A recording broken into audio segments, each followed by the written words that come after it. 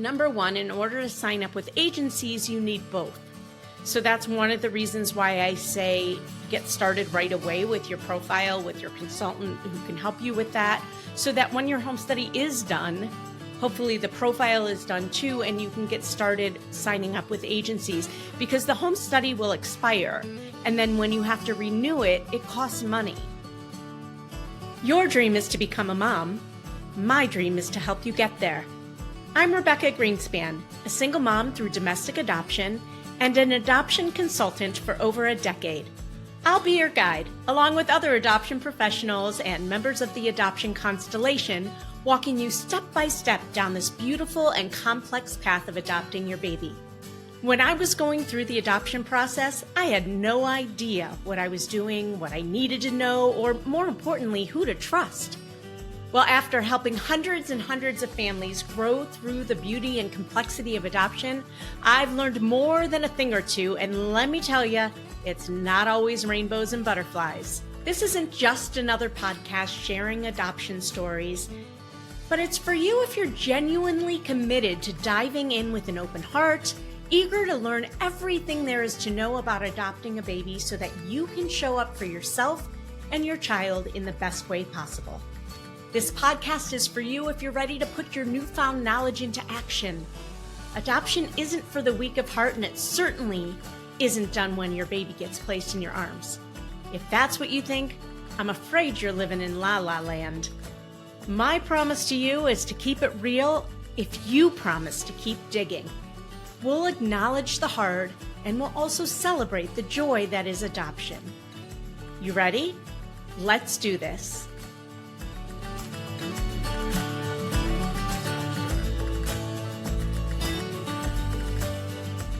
Good morning. Thank you for joining me for another week of This Week in Adoption. A little story about my wonderful, beautiful dog and how amazing dogs are. Hi, Augie. Last night at 3:30 in the morning, my dog gets on the bed and really close to my head, which she never really sleeps in the bed. She's so cute. Anyways.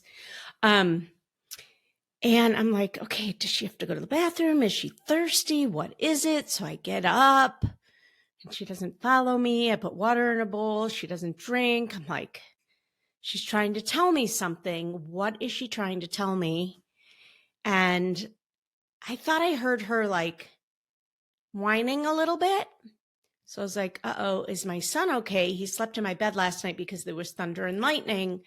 So I put my hand on him. So I'm like feeling around to see if my son is breathing. And, you know, of course, like a parent puts their hand on their child and can't feel the rise and fall. And I'm like, oh my God, is he okay? Is he okay? So I'm like touching him everywhere. He's sound asleep until he like moves. I'm like, okay, it's not him.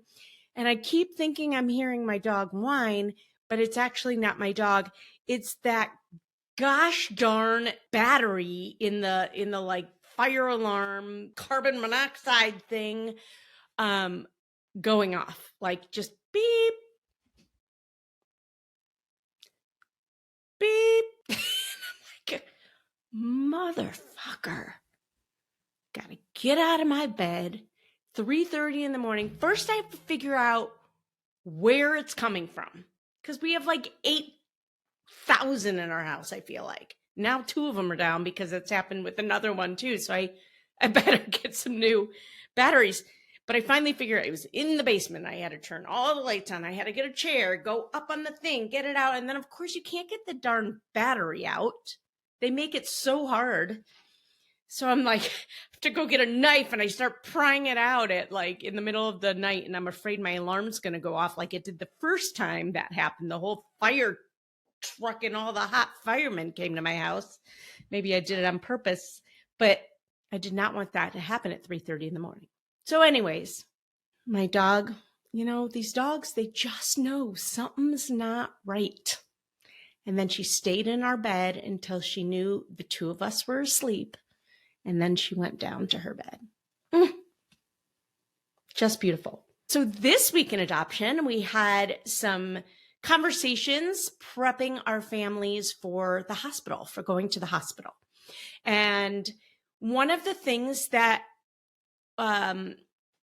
we like to share with our families is to be transparent with mom. When you go to the hospital, mom is there, she's about to give birth or has just given birth, and you aren't sure what's going to happen. Is she going to sign? Is she not going to sign? It's really nerve-wracking. Everybody's a little uncomfortable. It's a little bit awkward. Just be open and transparent with the birth mom. You'll be there as much as she would like for you to be there, and you are also happy to give her the space that she needs. I know that might feel uncomfortable, and you want to be there. And make sure that she's comfortable with you being there. This may be the only time she gets to spend with her baby before she relinquishes. Hopefully not, but that might be also what she's thinking. So you want to give her that space while also letting her know you are here for her, you're here for the baby, you're here for whatever she needs during this moment in time, that you are there for her first and foremost. And that if she needs you and wants you to be there for the baby at that time, you are 1,000,000% there for that too. But just be transparent, respect her wishes.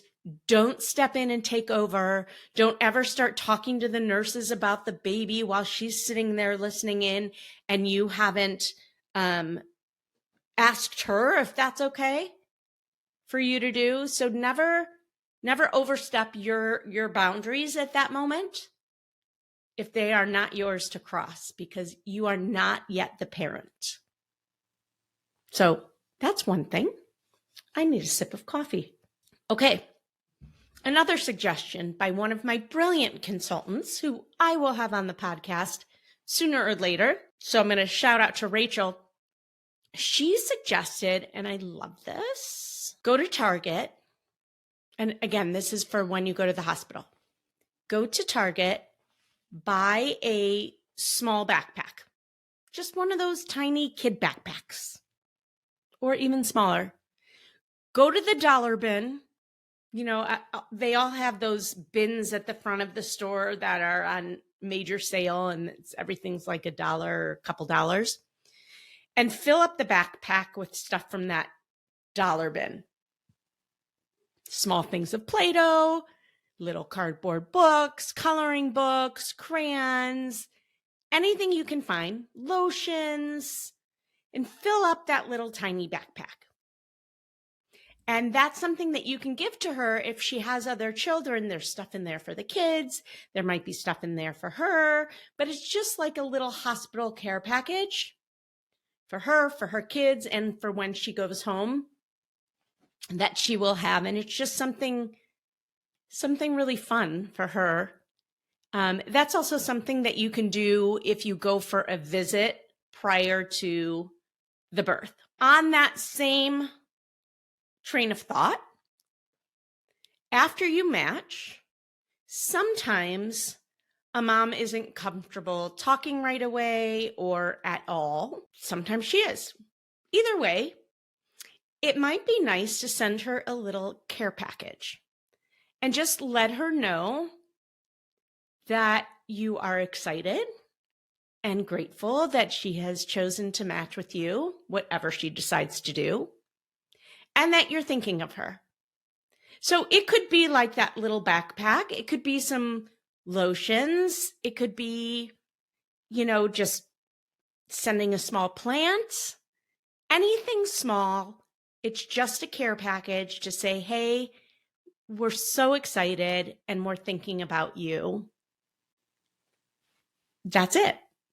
So a little care package, especially if she's just not comfortable talking. I know a lot of people, it takes a long time for them to be comfortable with that, and that might break the ice a little bit. But even if not, you're still letting her know that, hey, we're here, we're excited, we're thinking about you.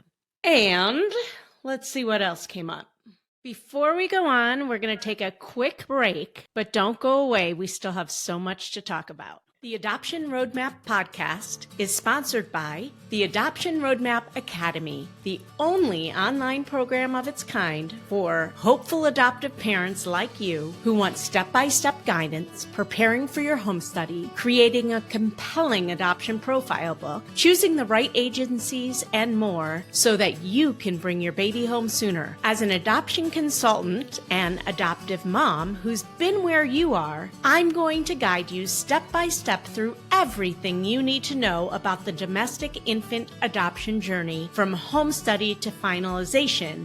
And the great part is you get to do it at your own pace with a supportive community behind you. The Adoption Roadmap Academy is a step-by-step guide to domestic infant adoption for hopeful individuals and families who are sick and tired of waiting forever. It's the first and only self-paced adoption consultant-led program that shows you exactly how to navigate the domestic adoption process from home study to finalization. With our proven 4-step adoption roadmap model, you're going to be able to save time you can't make up, hours and weeks and even months of tedious legwork and research are done for you. You're going to be able to go at your own pace. No matter what else is going on in life, nobody's going to be breathing down your throat. You are going to be able to gain and keep momentum because everything is going to be spoon-fed for you in exactly the way you need. You are going to possibly even save money by knowing how to vet situations and working with the right agencies. It could save you a lot of heartache. You are going to be able to access this course anytime, anywhere, and get expert guidance and support, not only by me, but also by an amazing community who know exactly what you are walking through. Here's what you can expect inside. You'll be getting streaming videos, worksheets, bonus resources, an adoption profile creation, agency contacts, live streams to connect with other people, and unending education, all using our 4-step proprietary adoption roadmap model. Plus, you'll be receiving a bonus mindset step that I highly recommend for everyone. So if you're interested in starting your adoption journey and ready to fast forward and simplify your domestic adoption process, please email the word academy to support@rgadoptionconsulting.com today, and we'll get you started. This came up numerous times this week. So we often get clients who have finished their home study, but they haven't started their profile yet. That's why we like to start with clients right away before they even have their home study. And I would recommend to anyone who's referring to consultants that you start your families out either while you're just getting started with the home study or to meet with us first and then start. But usually right around the same time is when you want to get started with a consultant. If you're working with a consultant, is right when you're starting your home study instead of the end. However, we do get a lot of families who already have their home study and they don't have a profile yet. Number one, in order to sign up with agencies, you need both. So that's one of the reasons why I say get started right away with your profile, with your consultant who can help you with that, so that when your home study is done, hopefully the profile is done too, and you can get started signing up with agencies, because the home study will expire. And then when you have to renew it, it costs money. So while you are home study ready, that could take away like 3 months of time before you can sign up with an agency. However, there are always ways around presenting for a situation. So while you won't be allowed to sign up with an agency, and this is one of the benefits of working with a consultant, if you're working with us, we often get situations sent to us from agencies and from attorneys. We have a home study ready list of families who are home study ready and ready to present for situations. And although you don't have a profile yet and you don't have anything to show, you technically could match. So I would say if you want to present, you could quickly put something together. I actually have a family who I'm looking at what they put together right now. There are so many ways. You could simply put together a letter with a few pictures and save it as a PDF, and voila, present. You could make it a little fancier and use something like Canva, which is pretty easy to use. They have all sorts of templates, and I'm sure there's all sorts of other AI tools out there and other things that you can use to put together a quick profile, ad hoc profile. Will it be the best? No. But if you're the right family, you might get chosen. So it's always worth going through that, presenting if you want to present, even if you don't quite have your profile ready, you might get lucky. It's always worth it. So I would recommend doing that. The other thing I would recommend doing, and this maybe can work to your benefit a little bit, because you're putting something together ad hoc, you can tailor it to the expectant mother that you're presenting to. So here's what I mean. Usually a profile will begin with a letter to the expectant mom. You don't want to say, "Dear expectant mom." You don't want to say, "Dear birth mom." You just want to say, "Hi," and start with the letter. If you know she loves gardening and her favorite color is purple, and the birth father works on trucks and whatever, she got a degree in marketing. I don't know, I'm making it up, obviously, but if you can connect to any of those things, add that into the letter and personalize it with her name if you know her name. If her name is Julie and you know that, "Dear Julie." And also ask if the birth father is known and you have a name of the birth father, ask if you should, if he's going to be involved in the process, you should make it to him too. Let's see. I'm trying to think if anything else came up this week that I can share.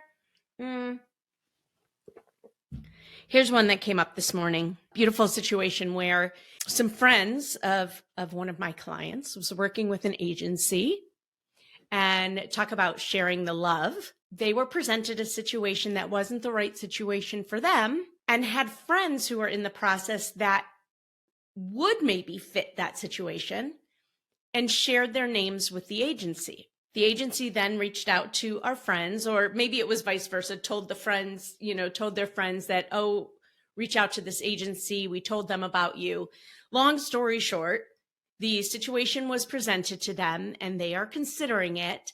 And there are some things to consider. There's some exposures, there's some medical. And so one of my recommendations to them was,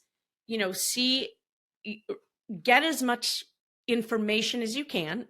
This one happens to be a baby born. See if we can get some medical records in hand, which we are hoping we'll be able to. You don't always get that.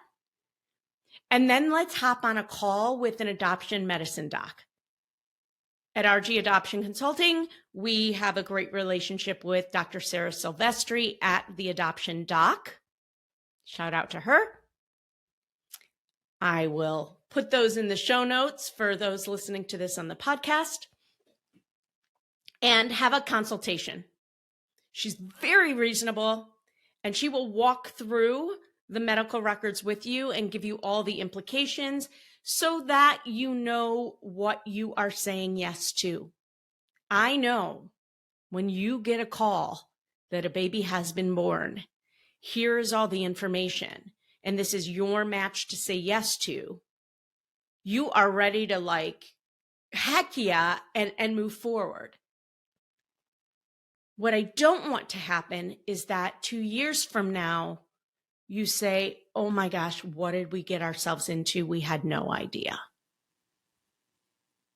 I want you to go in knowing what you are saying yes to, at least as much as you possibly can. So if you can hop on a quick consultation with an adoption medicine doctor, I know, we've often talked to Dr. Eckerly as well from the University of Minnesota Adoption Medicine Clinic. another wonderful institution and a great doctor, I highly recommend that you do that. It's going to make you feel so much more comfortable and knowledgeable. And I know that they will also help you to prep. They will tell you what you can do to make the situation better for you and for the baby in the short term and in the long run. Long term, long run, either way. So I hope that helps. That is the end of this week in adoption. And I encourage you, if you are thinking about adopting and you're not quite sure if it's for you or not, go hop on our website and take our free quiz. First of all, who doesn't love to take those quizzes that are free and tell you something about yourself? They're a lot of fun to take, and it'll give you some really good feedback and point you in the right direction. So you just have to go to rgadoptionconsulting.com. If you scroll for about 10 seconds, it will pop right up there on the screen, or you can press the button that says take our quiz, and it will send you the results. And then you'll get our weekly email too, which we would love to send you. All right, that is it for today. Have a wonderful weekend. We will catch you every Wednesday and Friday morning for new episodes of the Adoption Roadmap podcast. Please go check it out. Give it a follow, give it a like, give it a review. It helps us tremendously. Thank you so much for tuning in. Bye-bye. Well, I hope you enjoyed that episode of the Adoption Roadmap podcast. If you did, I have a few favors to ask of you. First, please hit subscribe so you never miss an episode. And while you're at it, I'd love to hear your takeaways. Please write a review and let me know what you liked. And if you have a question or a suggestion on what you'd like to hear, I'd love to hear that too. Please shoot me an email at support@rgadoptionconsulting.com and let me know what you'd like to hear about. And if you have a question, I may just answer it online. Thanks again for listening. Tune in every Wednesday and Friday morning for a brand new episode of the Adoption Roadmap podcast. Until next time, bye-bye.